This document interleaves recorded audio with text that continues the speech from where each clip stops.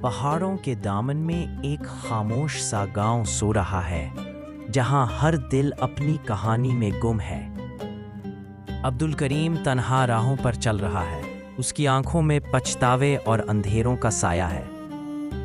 فضا میں اذان گونجتی ہے مگر اس کے دل کا دروازہ اب تک بند ہے۔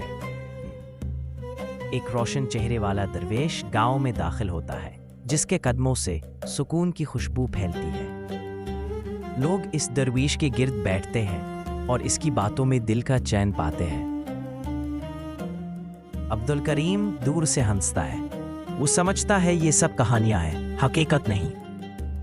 درویش لوگوں کو نماز میں کھڑا کرتا ہے اور اس لمحے زمین بھی سجدے میں جھک جاتی ہے۔ بادل گرجتے ہیں، بجلی چمکتی ہے اور عبد الکریم گہرے جنگل میں جا رہا ہے۔ دور ایک درخت کے نیچے درویش قرآن پڑھ رہا ہے، اس کی آواز بارش کے شور میں نور بن کر گونجتی ہے۔ وہ رک جاتا ہے جیسے وقت تھم گیا ہو، دل پر کسی اجنبی روشنی نے دستک دی ہے۔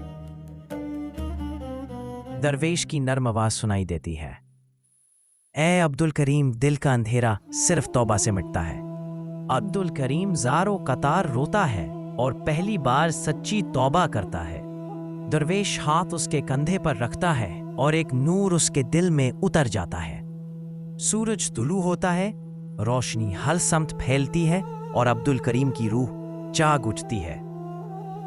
وہ صاف لباس پہنے وضو کرتا ہے اور چہرے پر سکون کے دیے جلتے ہیں۔ دور سے درویش مسکرا کر اسے دیکھتا ہے جیسے استاد اپنے شاگرد کی واپسی پر مطمئن ہو۔ اب عبد الکریم بچوں کو قرآن سکھاتا ہے اور ہر لفظ کے ساتھ روشنی پھیلتی ہے۔ گاؤں کے لوگ درویش کے گرد جمع ہے، وہ ان کے دلوں میں ایمان کے بیج بو رہا ہے۔ درویش رخصت ہو رہا ہے اور گاؤں والے اشکوں میں دعائیں دے رہے ہیں۔ راستے پر صرف ایک تسبیح رہ جاتی ہے جو چمک کر گواہی دیتی ہے کہ نور اب بھی زندہ ہے۔